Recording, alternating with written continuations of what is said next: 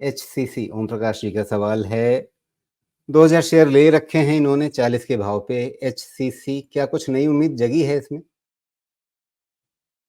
Hindustan construction में अभी जो चल रहा है ना रियल एस्टेट में मामला, ये तो ठीक नहीं है। कुछ भी ये बाजार में खरीदिए मत।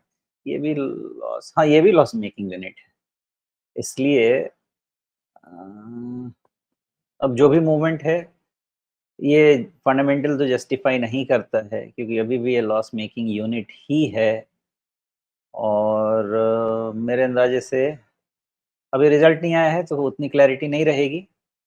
पिछले क्वार्टर में भी लॉस था, यस लॉस है। तो रिजल्ट आने दीजिए, उसके बाद समझिए। फिलहाल इसको ट्रेडिंग स्टैंड पॉइंट से समझ लीजिए, और वो यही है कि 36 पे आपको सपोर्ट है, क्लोज है इसका 43 पे। डाउनसाइड आएगा इसमें 42 के नीचे, उसके पहले डाउनसाइड नहीं आएगा। 42 के नीचे डाउनसाइड आएगा कहाँ तक? 36, 37 या 38 रेंज, ये रेंज तक डाउनसाइड आ सकता है। उसके बाद ये टेक्निकली वहाँ पे होल्ड कर सकता है। इसमें जो भी देखना है प्राइस वॉल्यूम के हिसाब से देखना है। 37, 36 के नीचे फिर से ये खराब हो जाएगा। With the hope of result ये शायद चलने की कोशिश कर रहा है, बट नेट लेवल पे अभी भी इसका लॉस है। तो ये कह सकता हूँ कि अभी लॉस मेकिंग यूनिट्स मुझे समझ में तो नहीं आ पा रहे हैं। ऐसे जब रियल एस्टेट का मार्केट इतना अच्छा चल रहा है तब भी ये सिचुएशन है इनका।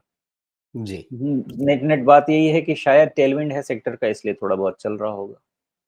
और इनके मुनाफे में कोई कंसिस्टेंसी नहीं है, एक बार फायदा एक बार नुकसान, एक बार फायदा एक बार नुकसान, इस तरह से है। तो पिछली 2 तिमाहियों में इन्होंने, मतलब मार्च और जून वाली तिमाहियों में इन्होंने फायदा दिखाया, लेकिन वो घटते हुए क्रम में दिखाया, और उसके बाद फिर सितंबर वाली तिमाही में नुकसान में आ गए। तो इस बार दिसंबर वाली तिमाही में ये अपना नुकसान बढ़ाएंगे या वापस फायदे में लौटेंगे, सिर्फ प्रमोटर्स को पता होगा, अभी बाजार को तो पता नहीं है। तो फिर सवाल यहाँ भी वही है कि शेयर में चाल क्यों आ रही है? तो मार्केट का मोमेंटम हो सकता है, या फिर राम जाने। तो फिर जहाँ पर राम जाने वाला सवाल है, वहाँ पर अब ये 40 में खरीद करके बैठे हुए हैं, 43 का भाव है। तो इनके लिए मतलब अच्छी किस्मत है कि फ़ायदा है, तो उस फ़ायदे को प्रोटेक्ट करने का रास्ता खोजना है। हाँ, और ये समय ऐसा है ना कि इस समय बहुत सारे ऐसे कंपनीज आपको लगेंगे थोड़े से लुभावने जैसे, कि किसी तरह से इसमें चाल बन रही है क्या है, लेकिन यही समय है कि आपको क्वालिटी पे फोकस करना है। ये सब समय में अटकने पे 3-3, 4-4 साल बाहर आना मुश्किल हो जाता है। तो वही हर तरफ यूफ़ोरिया है, इस यूफ़ोरिया में किसी भी लो क्वालिटी स्टॉक्स को आप नहीं पकड़ें। अच्छे क्वालिटी स्टॉक्स, अच्छा रेवेन्यू स्ट्रीम, अच्छा सेक्टर पोजीशनिंग,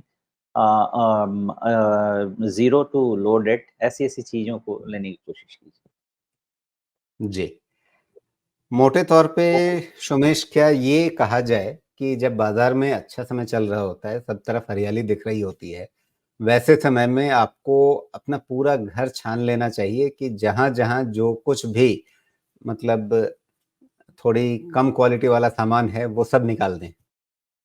हालाँकि ये तो आपकी हमेशा की आदत होनी चाहिए, लेकिन अगर नहीं भी है तो ऐसे समय में तो नहीं, जब सबसे बाज़ार ज़्यादा खराब होता है ज़रूरी तो है। कई बार आपके पास मौके नहीं होते हैं। ये तो मतलब बाज़ार में जब हरियाली होती है तो मौका रहता है ना, मतलब आप मतलब थोड़ा जो कूड़ा-कबार भी अच्छे भाव में बिक जाता है।